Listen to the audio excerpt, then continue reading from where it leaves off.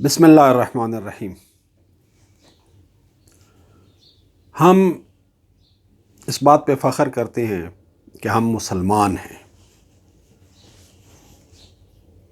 حقیقت تو یہ ہے کہ ہمارا جو بھی مذہب ہوتا، ہم جس بھی مذہب کے ماننے والے ماں باپ کے گھر میں پیدا ہوتے، ہم اس مذہب پر فخر کر رہے ہوتے۔ بہرحال ابھی ہم مسلمان ہیں، لہٰذا ہم اپنے مسلمان ہونے پہ فخر کرتے ہیں۔ مسلمان ہونے کی حیثیت سے ہم قرآن مجید پر ایمان رکھتے ہیں اور رسول اللہ صلی اللہ علیہ وآلہ وسلم پر ایمان رکھتے ہیں۔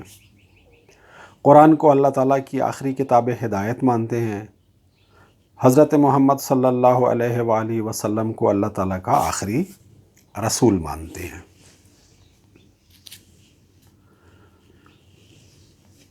قرآن شریف کو پڑھتے بھی ہیں اور اس بات پہ فخر بھی کرتے ہیں کہ قرآن شریف دنیا میں سب سے زیادہ پڑھی جانے والی کتاب ہے۔ لیکن ہم اس حقیقت کو نظر انداز کر دیتے ہیں کہ قرآن مجید جو سب سے زیادہ پڑھی جانے والی کتاب ہے، سب سے کم سمجھی جانے والی کتاب بھی ہے۔ سب سے زیادہ پڑھی جاتی ہے یہ کتاب اور سب سے زیادہ کم سمجھی جاتی ہے یہ کتاب۔ اس کتاب کو پڑھنے والے بہت، سمجھنے والے بہت کم۔ آج اس عظیم کتاب میں سے ایک نقطہ آپ کے سامنے پیش کرتا ہوں اور پھر اس کی روشنی میں ہم اپنی حالت کا جائزہ لیتے ہیں۔ قرآن شریف میں اللہ تعالیٰ نے سورہ بقرہ میں جہاں حضرت آدم کی خلقت کا ذکر کیا، حضرت آدم کی خلافت کا ذکر کیا، وہاں اللہ تعالیٰ نے یہ بیان فرمایا کہ جب آدم کی تخلیق مکمل ہو گئی، آدم ایک جیتا جاگتا انسان بن گیا۔ اللہ تعالیٰ نے حضرت آدم کے جسم کو مٹی سے بنایا، پھر ان کے اندر روح پھونکی اور پھر ایک زندہ جیتا جاگتا انسان بنا دیا۔ تو حضرت آدم یعنی انسان، یعنی میں، یعنی آپ جتنے انسان ہیں اس وقت، حضرت آدم کی تخلیق یعنی ہم انسانوں کی تخلیق۔ اللہ تعالیٰ نے جب انسان کو پیدا کیا، اس کے اندر روح پیدا کر دی، اس کو زندہ کر دیا، اس کو جیتا جاگتا انسان بنا دیا، تو پھر اللہ تعالیٰ نے سب سے پہلا کام کیا کیا اس انسان کے ساتھ؟ سب سے پہلا انٹر-ایکشن اللہ نے اس انسان کے ساتھ کیا کیا؟ وَعَلَّمَ آدَمَ الْأَسْمَاءَ كُلَّهَا، اللہ نے آدم کو سب ناموں کی تعلیم دی۔ یعنی اللہ کا انسان کے ساتھ جو پہلا انٹر-ایکشن ہے وہ یہ ہے کہ اللہ نے انسان کو تعلیم دی، اللہ نے انسان کو علم دیا۔ تو قرآن شریف کے مطابق انسان کے ساتھ، انسان کی تخلیق کے بعد اللہ کا پہلا انٹر-ایکشن یہ ہے کہ اللہ نے انسان کو تعلیم دی۔ قرآن شریف کو ہی پڑھتے ہیں تو ہمیں ملتا ہے کہ حضرت آدم کے بعد انبیاء کا ایک سلسلہ چلا، ایک کے بعد ایک نبی آتے رہے، اور آخر پہ حضرت محمد مصطفیٰ صلی اللہ علیہ وآلہ وسلم کو اللہ نے اپنا آخری نبی بنا کے بھیجا اور ان پر اپنی آخری کتاب نازل کی۔ اور یہ آخری کتاب جو اللہ تعالیٰ نے اپنے آخری نبی پر نازل کی، یہ شروع کس بات سے ہوتی ہے؟ اقرأ باسم ربک، پڑھ اپنے رب کے نام سے، الذی خلق، جس نے خلق کیا، جس نے پیدا کیا۔ اقرأ وربک الاکرم، پڑھ، تیرا رب بہت کریم ہے۔ دیکھیے ایک آیت کے فاصلے سے اقرأ کو ریپیٹ کیا گیا۔ اقرأ باسم ربک الذی خلق، اقرأ باسم ربک الذی خلق، خلق الانسان من علق، اقرأ وربک الاکرم، پڑھ اپنے رب کے نام سے جس نے پیدا کیا، خلق الانسان من علق، جس نے انسان کو جمے ہوئے خون کی پھٹکی سے پیدا کیا۔ اقرأ وربک الاکرم، اور پڑھ، تیرا رب بہت کریم ہے۔ الذی علم بالقلم، جس نے قلم کے ذریعے سے تعلیم دی۔ علم الانسان ما لم یعلم، انسان کو ان چیزوں کی تعلیم دی، انسان کو ان چیزوں کا علم عطا کیا جن کو وہ نہیں جانتا تھا۔ تو انسان کو پیدا کرنے کے بعد پہلا انٹریکشن کیا؟ علمہ۔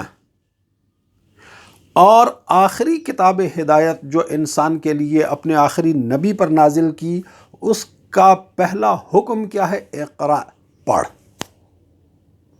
یہاں ان دو باتوں سے، ان دو پوائنٹس سے یہ بات بالکل کلیئر ہو جانی چاہیے کہ قرآن کی نظر میں، قرآن کے مطابق انسان کے لیے علم کتنی ضروری چیز ہے۔ اب آتے ہیں موجودہ بائبل میں۔ موجودہ بائبل کو ہم دیکھتے ہیں تو اس کا جو پہلا چیپٹر ہے، پیدائش کا چیپٹر، کائنات کی پیدائش، کائنات کی تخلیق کا جو چیپٹر ہے، اس میں اللہ تعالیٰ موجودہ بائبل کے مطابق انسان کو پیدا کرنے کے بعد اللہ نے انسان کو جنت میں ٹھہرایا، اور جنت میں ٹھہرانے کے بعد اللہ نے انسان کو کھلی چھوٹ دی کہ وہ جس درخت سے جو چاہے کھائے۔ یہ بات قرآن شریف میں بھی ہے، اور ایک درخت کا پھل کھانے سے اللہ تعالیٰ نے منع کر دیا، یہاں تک بھی قرآن شریف میں ہے۔ لیکن وہ درخت کس چیز کا ہے؟ قرآن شریف اس کے بارے میں خاموش ہے۔ موجودہ بائبل یہ کہتی ہے کہ وہ درخت نیک اور بد کی پہچان کا درخت تھا، کہ اس درخت کا پھل کھانے سے انسان کو نیک اور بد کی پہچان ہو جاتی، انسان اچھے برے کی پہچان حاصل کر لیتا، یعنی علم کے ذریعے ہی انسان کو اچھے اور برے کی پہچان ہوتی ہے، علم کے ذریعے ہی انسان کو نیک اور بد کی پہچان ہوتی ہے۔ دوسرے الفاظ میں ہم یہ کہہ سکتے ہیں کہ موجودہ بائبل کے مطابق وہ درخت جس سے اللہ نے انسان کو دور رہنے کا حکم دیا تھا، وہ درخت علم کا درخت تھا۔ وہ جو شجرہ ممنوعہ تھا انسان کے لیے جنت میں، وہ علم کا شجر تھا، علم کا درخت تھا۔ اب قرآن اور بائبل کے بیان کو سامنے رکھیں اور آج ان دونوں کتابوں کے پیروکاروں کی حالت کو دیکھیں۔ جن لوگوں نے اس کتاب کو اپنایا جو کہتی ہے کہ اللہ نے آدم کے لیے علم کو شجرہ ممنوعہ قرار دیا تھا، ان اقوام کو دیکھیں کہ وہ علم اور تعلیم میں کہاں پہنچ گئی ہیں۔ اور قرآن جس کے مطابق اللہ نے انسان کو سب سے پہلے تعلیم دی اور آخری کتاب میں بھی سب سے پہلا حکم دیا پڑھنے کا، علم حاصل کرنے کا، اس کتاب کے ماننے والے علمی لحاظ سے اور تعلیم کے میدان میں دنیا میں کس جگہ پہ کھڑے ہوئے ہیں؟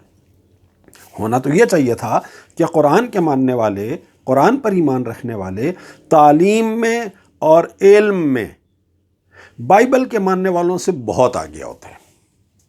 دیکھیں، بائبل کے مطابق تو علم شجرہ ممنوعہ، تو اس کے ماننے والوں کو بہت پیچھے ہونا چاہیے تھا قرآن کے ماننے والوں سے، لیکن معاملہ بالکل برعکس ہے۔ اس وقت آپ دیکھیں دنیا میں 56-57 اسلامی ممالک ہیں۔ ان اسلامی ممالک میں تعلیمی ادارے بھی ہیں، یونیورسٹیاں بھی ہیں، کالجز بھی ہیں،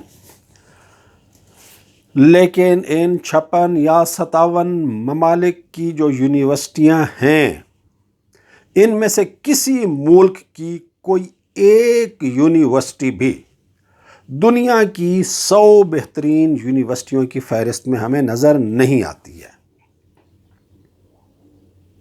اپنے پاکستان کی بات کرتا ہوں۔ پاکستان میں نسٹ یونیورسٹی کو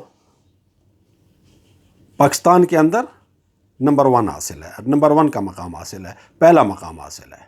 اور ایک اور یونیورسٹی جسے پاکستان کے اندر نمبر 1 مقام حاصل ہے وہ ہے قائد اعظم یونیورسٹی۔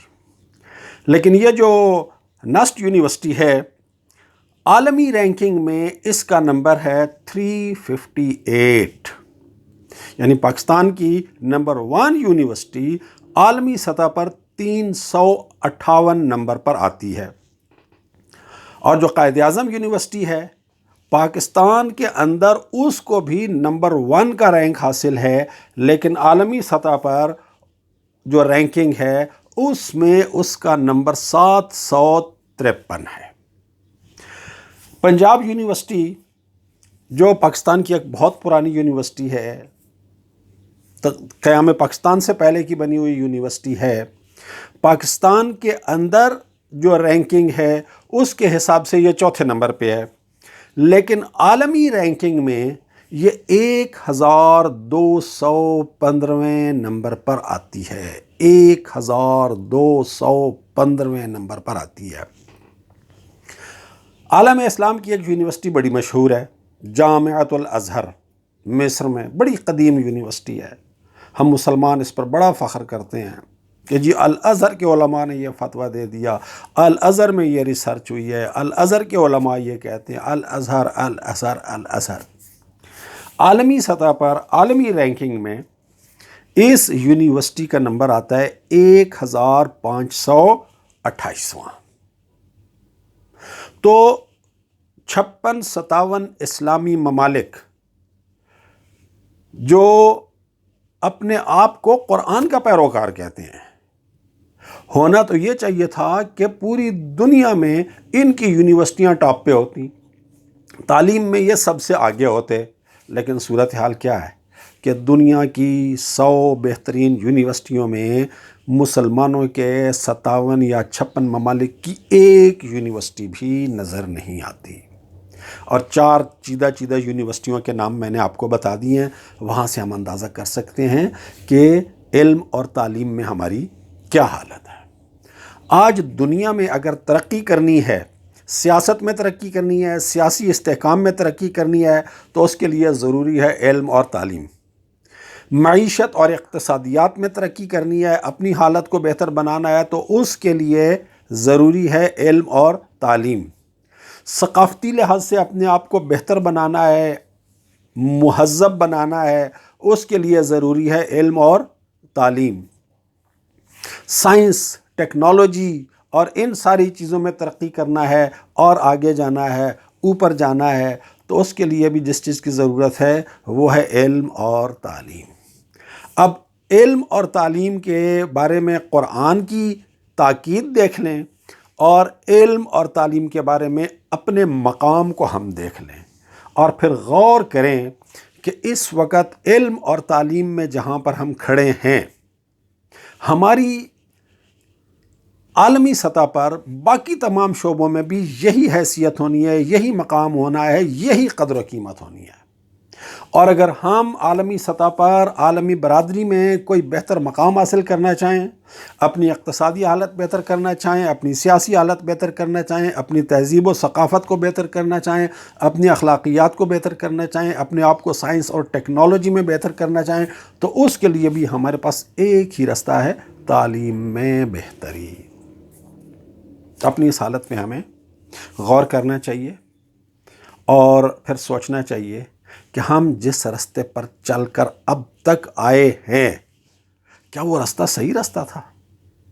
جس رستے نے ہمیں یہاں پہنچایا ہے، اگر ہم اسی رستے کے اوپر چلتے رہے تو یقین کیجئے کہ مستقبل میں بھی ہماری کوئی حیثیت نہیں ہوگی، ہمارا کوئی مقام نہیں ہوگا۔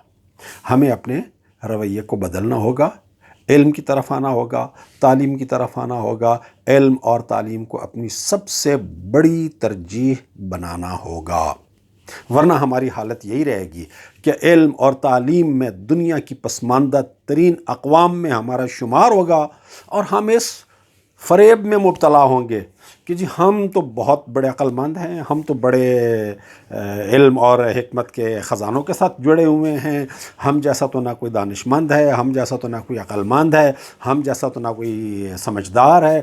سمجھداری، علم اور عقل اور شعور اور حکمت و دانائی کی معراج پہ سمجھ رہے ہوں گے اپنے آپ کو، اپنے تئیں، لیکن حقیقت میں جہالت کی گہری کھائیوں کے اندر بھٹک رہے ہوں گے۔ اللہ تعالی ہمیں اپنی حالت پر نظر ثانی کرنے کی توفیق عطا فرمائے۔